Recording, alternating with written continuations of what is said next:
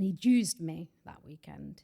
And I burst out crying. I was just like, what? You used me, this, that, and the other. And he went across the car. I was in the car and he just went bam, like that in my face. And my nose doesn't really bleed. And it just went poof.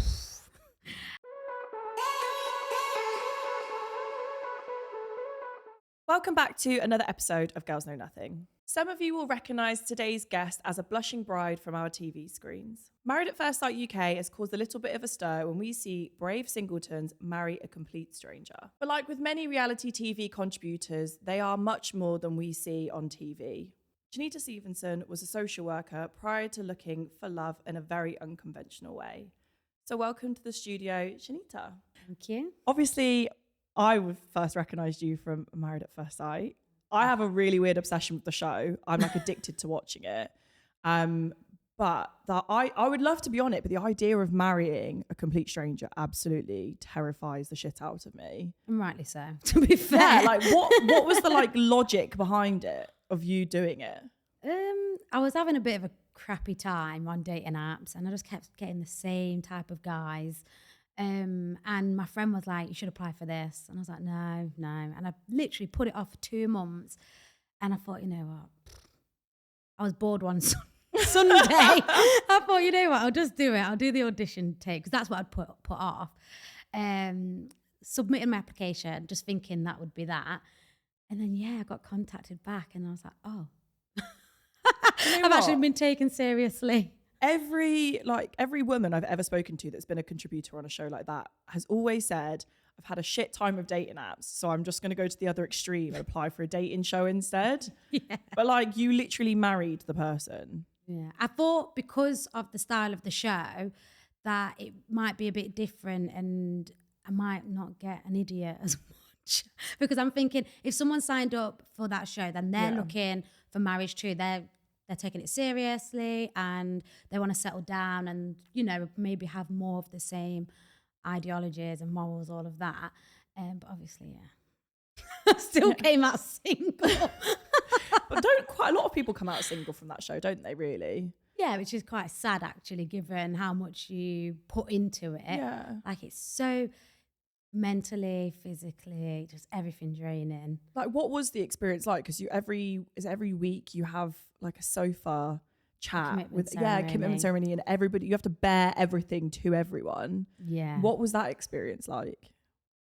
It's a lot. It's like a lion's den. So you're sat on the sofas, obviously you have the experts, and then they're sat behind you, everyone else, and they're like listening and you airing your business. Don't get me wrong, some people are more open than others. Some people are really closed off and you just think, well, why here? You knew what you signed up to.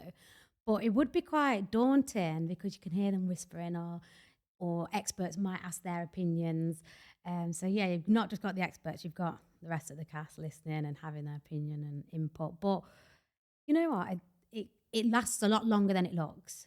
Because on TV, it's like a snippet. Yeah. Whereas you sat there for ages, especially if you've had a lot of problems that week, you are there for some time. That would be me every week, like holding up the entire commitment ceremony. No, there was one week where everyone seemed to have problems and we were there filming for like 12 hours or like it was such a long day because everyone had so much shit to bear. I would probably be even worse. If I was the last couple to go and we'd been filming for 12 hours, I'd probably be so angry. You would not get the best of me out in that situation. But I feel like they would do that on purpose. Oh, yeah. They would make me wait. Oh, yeah, definitely. If you kind of know that you're not doing so well because the work, like say the couple that's going through the worst would be at the end. And me and Jordan had that once and I was like waiting and actually it makes you feel worse. It gives you more anxiety. It's a horrible feeling. But if you're having a really bad week, it's a horrible feeling.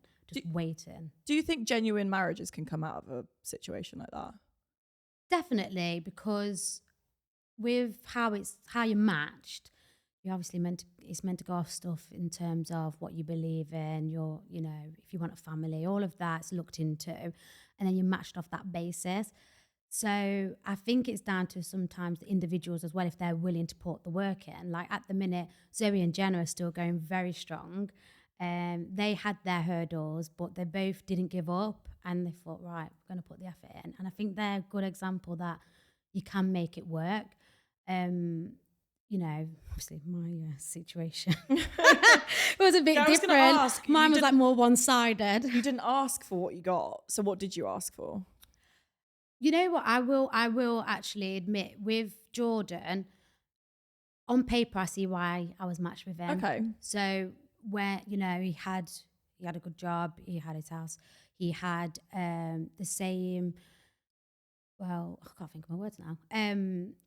He wanted the same as me, a family. He wanted to settle down, go like traveling and places together. So we did match a lot, and we had a lot of weird things in common. So I was like, wow, I was quite surprised, to be honest, because I did go into it thinking, as long as it's not like Peter Griffin at the end of the aisle, I'll be all right. Like, so I thought, whoever's there, I'll give them the chance. There's a reason we're matched.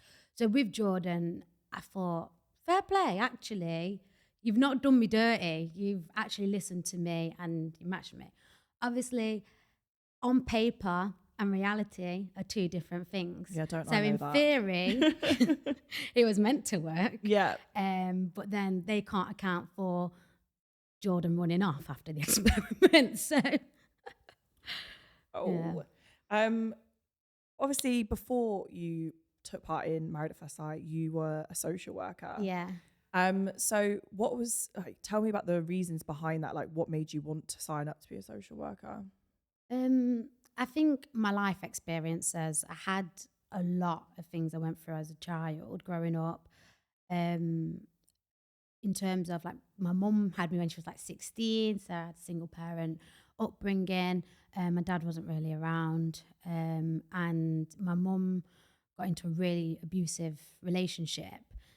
I call him the devil. It's just easier to call him the devil because that is what he is, and he made our lives hell. So having to deal with that kind of put me in, from a young age, I had some dark experiences, and mentally, I reflect now and know I was in a dark place. Obviously, when you're young, you don't necessarily realise that. So that very much made me think, you know what, I want to be that person that I didn't necessarily have when I was younger for other people, because I get how hard life is and the reality of certain situations. We went through so much. Like, he actually attempted to kill my mom. So, and that was really difficult for me, because that was the one time when it happened, I'd stayed out at my mate's house for a few consecutive days. Now, my mum was really strict when I was growing up, so I didn't really stay out. And this one time I stayed at my mate's for a few days, and that's when it happened. And I felt probably a lot of guilt at that time, because it was my younger brother that had to deal with it. And then from that day, everything, obviously it wasn't all hunky-dory up to that day, but that moment changed my life, or changed all our lives, and it just all come crashing down. So from that, I think it even more so pushed me to want to help others. I've seen a dark reality that a lot of other people hadn't seen, especially at my age. And, you know, I didn't have friends that have been going through that. There was no one around me that would be like, yeah, because it's not normal. So no one could really relate. And at that age, you obviously, as you're older, you have more understanding. But it was really difficult. So that kind of, pushed me to be there for other people. And I think it gave me naturally the skills to be a social worker and help others and advocate for others. So yeah, that's probably why it more so, because at school I thought I was going to be a fashion designer. I did like business and all sorts, and then it just, I don't know, just something clicked, and I thought, no, that's not what I was meant to do. And I remember after that as well, we had a social worker come. I know my mum had like social workers when she had me just because of her age, so it triggered that. And then we'd had a social worker when that happened, and she was shit. No offense to her, she was rubbish. And I thought, yeah, like I can do that, but I'll do it better. So having that one experience as well, I thought, yeah, I'm gonna make sure that I really do my job properly. And I know like that sentence is not gonna help because I know social workers get stigma as it Yeah. is. They get so much, and they shouldn't, because there's amazing social workers out there and they do make such a difference. But I have experienced that side. So What do you think, for the lack of better word, was the saving grace as to why you chose going down working in social route as opposed to other paths and other directions? Because sometimes when you see young children going through those traumatic experiences, they tend to have similar patterns in their own lives when they grow up. So I think, to be honest, I actually wanted to be a counsellor. That's where I thought, because I just thought I know the importance of listening and, you know, really understanding someone and helping them in that way. But because I was quite young going into it, I was advised to do social work. I think the same I had that experience with my mom and stuff, and living with domestic violence as a child, and the impact of it. And then I also had an abusive boyfriend myself through school, which again wasn't normal because no one else around me was really going through it, and no one's understanding me. I think they thought I was a bit of a liar, or I exaggerated because he was a spoiled rich brat. And he was from a very different world to I was, because we grew up with no money and stuff. So I think all of that, I thought, no, I've got to do good from all this bad. So I think that's what really pushed me. And then I thought I need to get my education and stuff, because I didn't want to go to uni. I was trying to avoid that, but I had no choice. So I was like, damn, I'm gonna have to actually go. Like, So, you briefly touched on like your own experience of having an abusive relationship, and you know, people not necessarily saying that people saying they didn't take it as serious as they should. Why do you think that we don't take abusive relationships in amongst teenagers as seriously as we should? I think because if you see a young person, then you might put it down to their age, that they're naive, or they're not really, you know, he's just silly, or he's just young. I think I think it can depend as well. And like I said, the dynamics of me and him. I'm from like a poor background. He's from a very well off background. And he would, because I was infatuated with him, I'll say that. And he would twist it like, oh, she's obsessed with me, or she's a stalker, and this, that, and the other, which I wasn't. He was obviously playing mind games. I remember say once I was gonna go out and had this cute little dress, and he came to my house and he took it from my house and I didn't know. And I can't remember, for the life of me, I can't remember who I told. It was an adult. And I was like, he took my dress so I couldn't wear it. And they kind of laughed it off.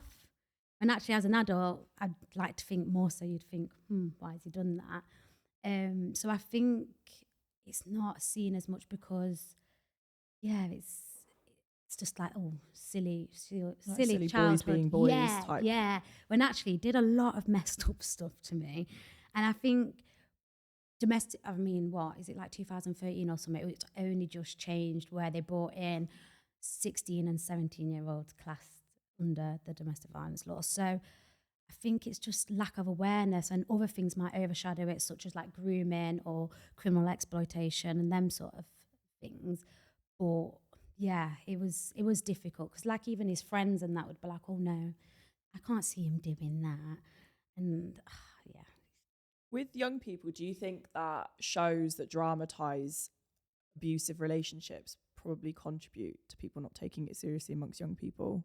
Yeah, because I think as well, like it could be seen as, oh, he's just protective. Oh, he really likes you. He does that because he cares. There's a lot of excuses made up for that behaviour. When actually, no, just because, say, he's 16, he still can be manipulative, coercive, like emotionally and physically abusive. Because, like, the turning point for me was because I did go back. Obviously, that's the cycle of abuse. And because I was dealing with all them things that I spoke about with my mom, at times of his house, it was like a respite for me. So going there, I loved it. Like I loved his mom. Just loved being there, and it was a break from my own crap. And he abused that also. So I think sometimes the background also can fuel that more. breaking the cycles of abuse, especially when you're young, because nobody talks to you about it and talks to you about coercive control, and there's a lack of education in that area. How do you know, like, to break that cycle?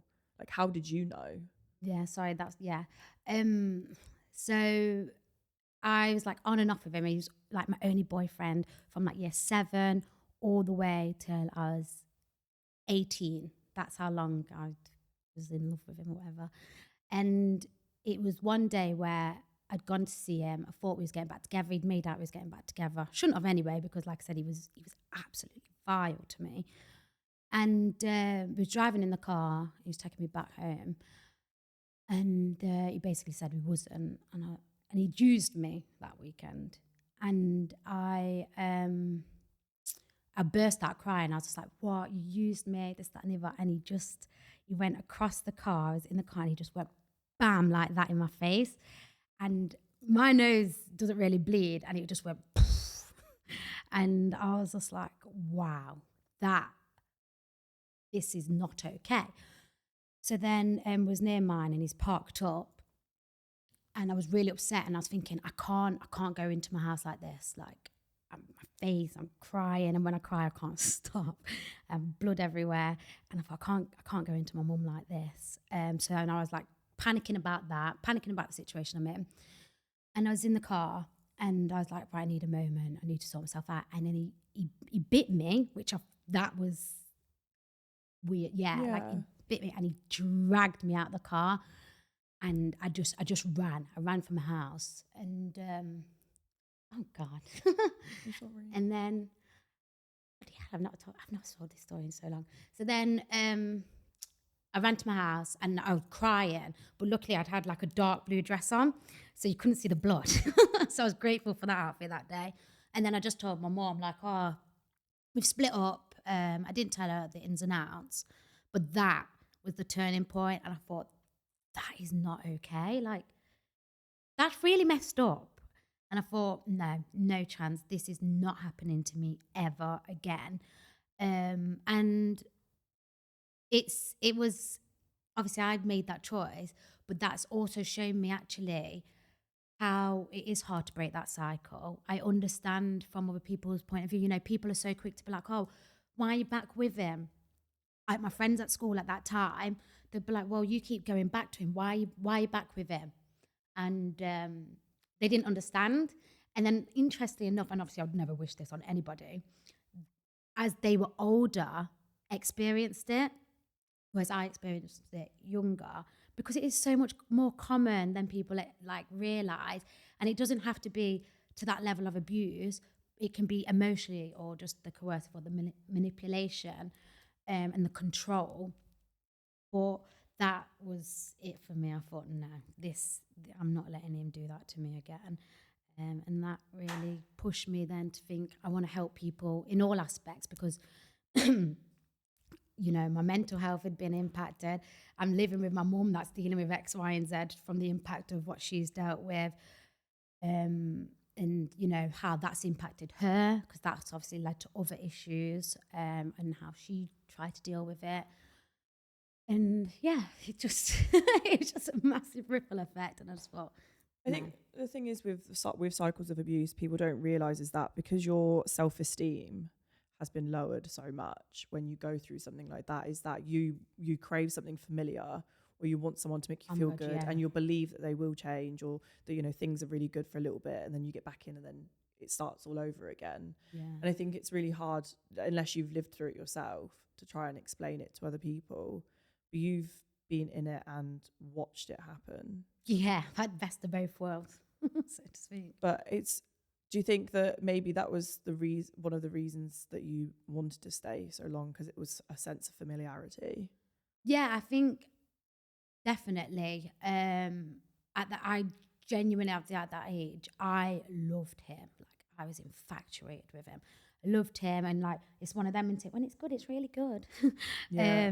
And like I said to you, because I was dealing with my own stuff, his mum, sounds ridiculous, but I also had that really close relationship with his mum, and it was also losing that connection and that respite and getting away, and it was like I'd lose a massive part Because then if I'd lost all that good on that side of things, then I'm left with all this shit that I'm dealing with, that I'm living through.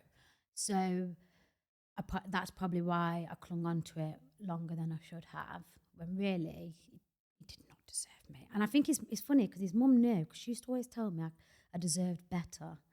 She used to always make comments and stuff. So I think she knew what her son was actually really like. It's really upsetting when someone's mum says that to you, because they feel like they can't do anything. Yeah. But they know that it's happening. Yeah. I think she caught once, he was like, he just like kind of headbutted me, and I think she caught the end of it. But it was just blown over. And I remember his dad or something said, oh, Chanita looks a bit miserable when she comes round. And I thought, yeah, because of your abusive son, mate. So yeah, I think they know. But that's, you know what, I've sat here and cried, obviously, because I've not spoke about it in so long. But I'm not, obviously I wish it never happened, but it's contributed to who I am today. Yeah. It's contributed to my amazing understanding of what abuse looks like, and it's really given me the skills to help other people. And I know that from like feedback I've had within my role of social work, and speaking to others. So yeah, you've got to take the lessons and the good from a really horrible situation. Yeah, because I know you spent a little bit of time when you were younger living in a refuge as well. So it was we just experienced it for, I don't remember how long it was, but yeah, because obviously my mum went through what she was going through, and again, that was when I was a lot younger, and I'd come back, my nan and granddad's or somewhere, and again, no one in the family really knew what we were living with. I think that's always interesting as well, because you know, your family's meant to be your family, but they don't always know the ins and outs of what's actually going on behind closed doors. And I suppose you don't really speak about it for various reasons. So yeah, we went and stayed in a refuge for some time, and it was in a horrible area. It was like just predominantly white. I remember some white rural area, which, you know, there's no issue with that, but I was just a bit like, oh, and we was like, yeah, spot the black person. me and my mum and my brother defo stood out. And so that was, again, weird. You know, weird area. It wasn't weird, but you know what I mean. As a kid, you're thinking it's a weird area. Because we went to like this hotel first, and then they moved you to the refuge.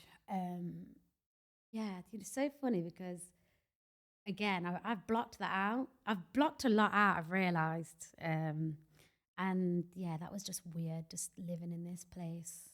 And I missed school. And I think it was really hard because I wasn't there, again, funny enough, for what led to us living in the refuge, that point. This is a lot earlier on. And I remember going to school, and a few people that lived on my street must have witnessed, because he basically like smashed the front door down and made a right scene and debacle. So I remember going to school, and like these girls like, oh yeah, so this happened, and I'm like, what? I had no idea. Yeah. I had no idea what had happened. This like junior school, and these girls are coming and telling me, oh yeah, this, and we heard this, and I think it's because of this, and he did that, and you're like, oh okay, and that was very weird. So it's absolute madness. And I think I laugh. I think I use humor a lot. Like a lot of people, like, so for instance, when I did maths, you do your psychology stuff, Yeah. and you have to say what you've been through. And I sat and I told because I am very open about what I've been through. I'm not ashamed of it, because one, I didn't fucking ask for it. Two, it's made me who I am, and I embrace it now. Like maybe when I was younger, I'd be really embarrassed and I'd feel really crap about it, and like say self-esteem and that. But now I'm like, you know what? That was my life. This is who I am. I can't change the past. All I can do is work with it. And I think with maths, the psychologist speaking to me, and she turned around to me at the end after I told her everything, and she was like, she went, I will say, she said, if I'd put you on mute throughout you speaking about that, she said, I think I would have thought you were speaking about something positive. And I think it was from that moment I realized actually my coping mechanisms and how I am. And maybe that's because I have come to terms now with what it is that I've gone through. Don't get me wrong, obviously, still emotionally can eat me up. But that was a really interesting comment, I thought. Yeah, obviously you use humor as your coping mechanism, but how has your childhood experiences really affected your mental health? Oh, I've been in dark places, like really dark places. I think because as a child, I was really positive, energetic. I probably would have got diagnosed with ADHD myself as a kid. And I went into like a more miserable as them things happened. I went more miserable. I had more pessimistic, and I was a real believer in if something good had happened to me, something really bad's going to happen because I can't have anything good happen because life doesn't work like that. Only bad things happened. So I hated myself at one point in my teenage years. Absolutely hated myself. Hated my life. Hated just everything.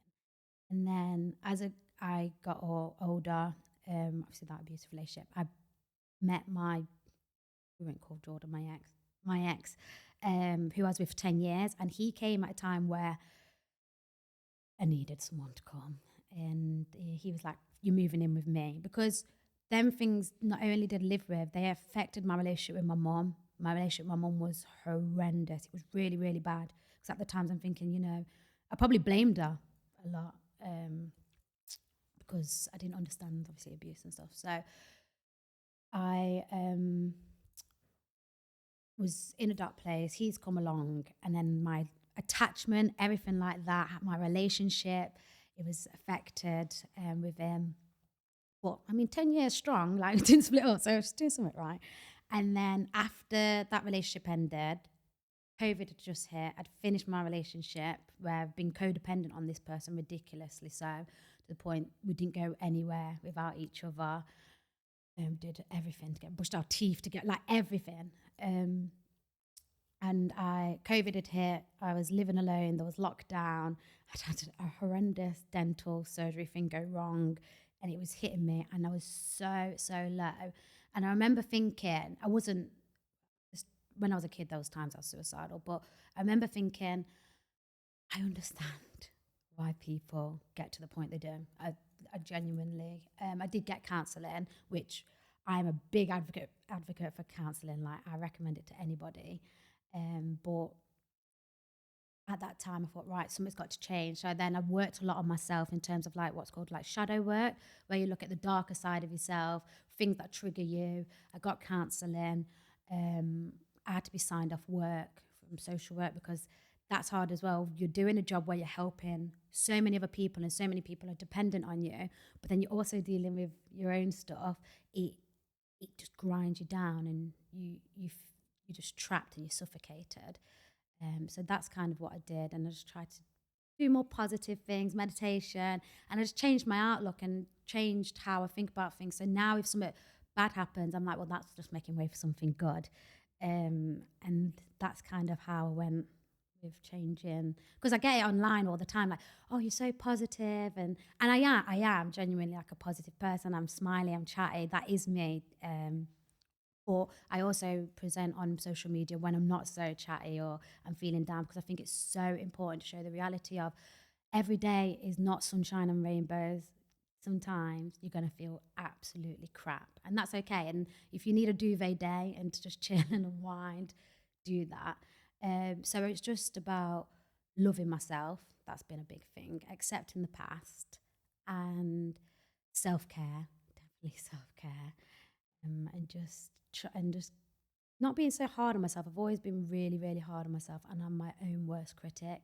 So I've tried to shift that also. Don't get me wrong, it's still like a work in progress. Like maths, I'll be honest, I felt maths undid so much of the work I did on myself. And the way Jordan treated me, like just mentally understanding what I'd been through on the show. And it's a big thing, isn't it? Going on TV Yeah. and then all of a sudden people know who you are. And Yeah, because I think my next question to you is about to be like, you know, participating in a reality show where you're filmed all of the time. So it's not like, you know, when you see things like Towie and stuff like that, where it's like breaks in between, like your entire life is on camera for however long.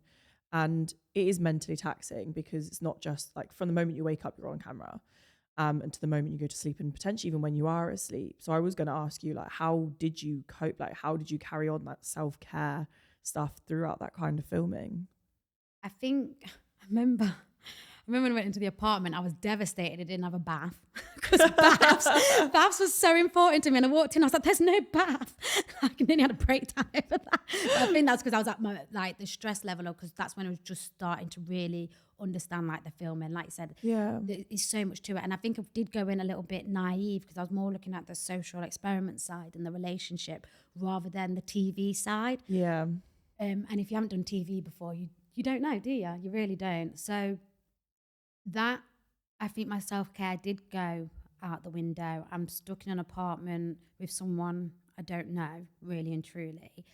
I can't go to a bar. I can't go to the cinema. I can't do them things because we're living like COVID times. yeah, At the beginning as well, the other people in the experiment, don't know. I just started to trust them. Then it's like they're doing things, bitching and not being actually authentic. So then I can't trust the people I'm with. And I felt really, really lonely at the beginning, really lonely. And then you've got no routine schedule that you'd normally have. Your eating's all weird and you're eating stuff that you wouldn't necessarily. So I think it all took more of a toll than I realised. But then saying that, I did have friendships there. So they would pick me up and there was welfare. So I'd speak to them. I remember I had a tiff with Jordan. He decided he was going to just leave me in the apartment. And that did me really bad. Right. And because I always felt as well, I was always putting his needs first. So I just felt alone, and I felt like, actually, is anyone really, really there for me? yeah. I'm trying to be there for you, but you're not, giving it back. So there was times I felt low, but then on the flip side, I did make really good memories also. There was a lot of good times. So it kind of balanced it. And because me and Jordan had a really good run of it going well, I think that helped. But I just was trying to appreciate the experience and actually, wow. And obviously at that time I thought I was going to run off into the sunset. So that kind of kept me going. And I was naughty and I put my friends' numbers in my little burner phone. So I made sure and text them.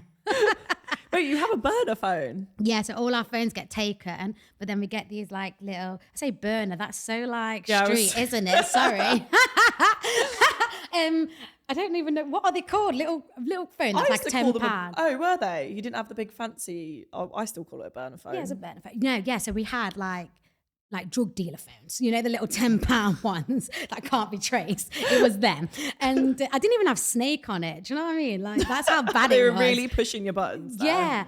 Yeah. So we got given them. Yeah. And that was more so like welfare could message us and we could message the cast members, whatever.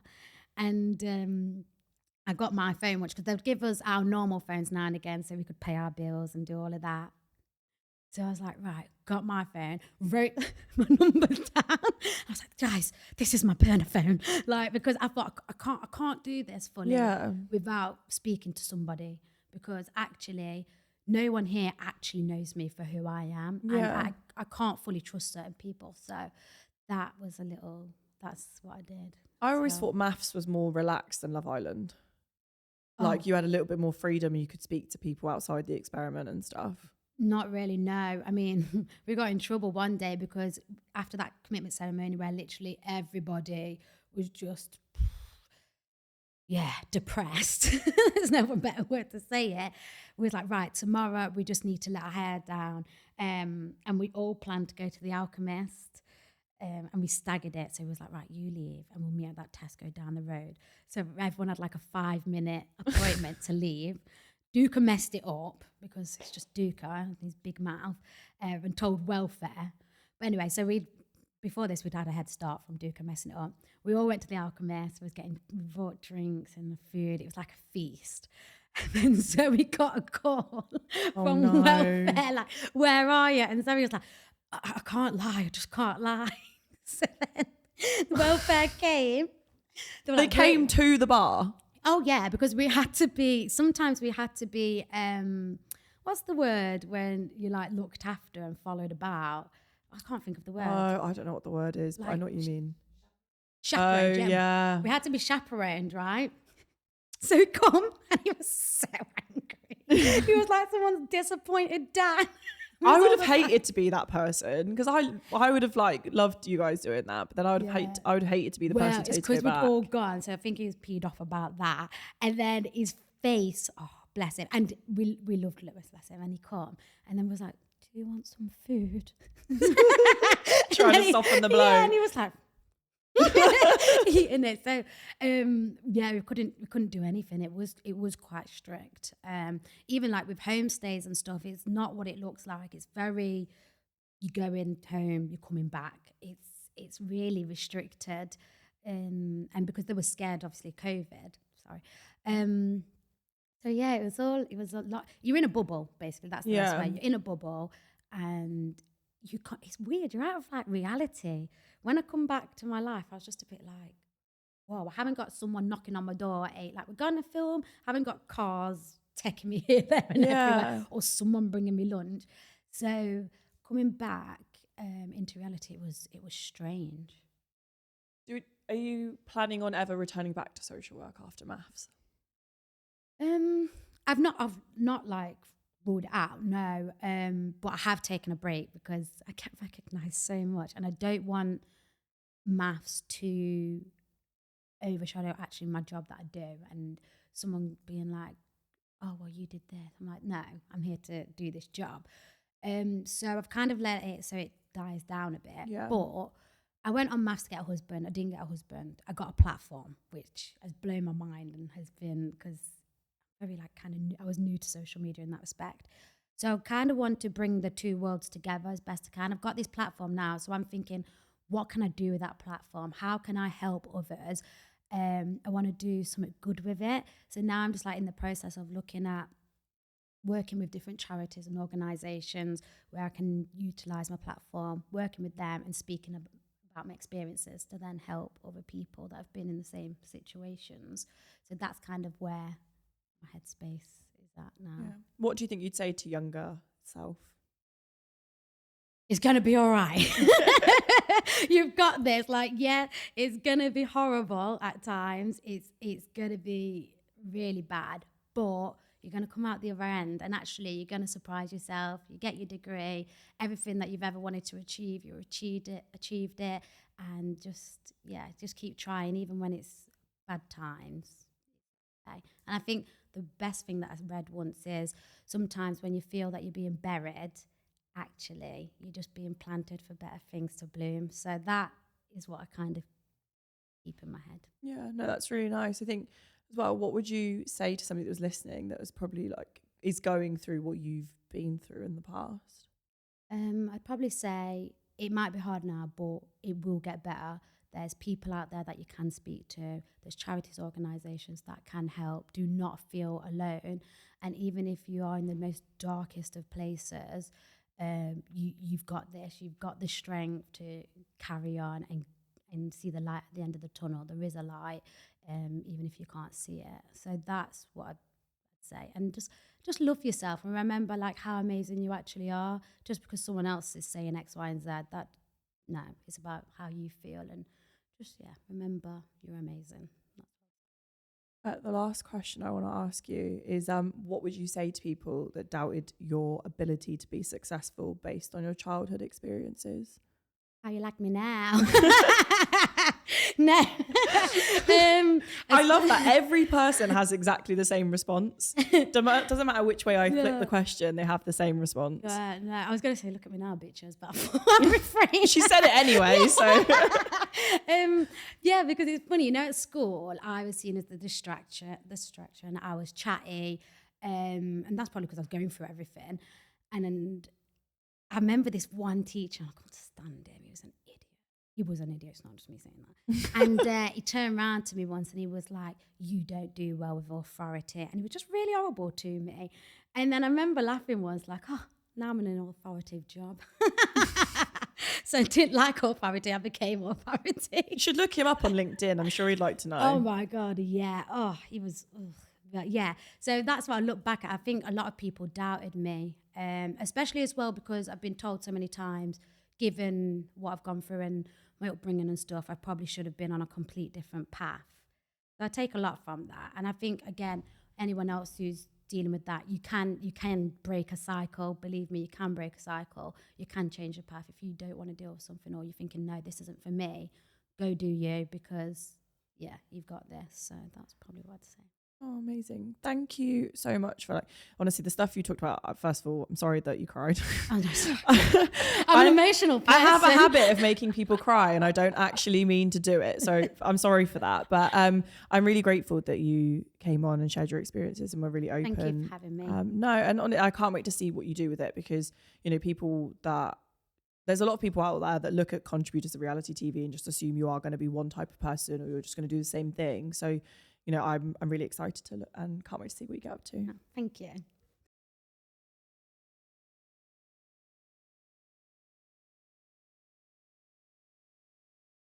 Sorry, my mind's gone blank. It's funny. Sorry, it's funny when you think I've not spoke about this in so long. So then now I'm like thinking about it. I'm like, oh crap, yeah. And then you just get all the thoughts and the memories back in your head, and you think that was really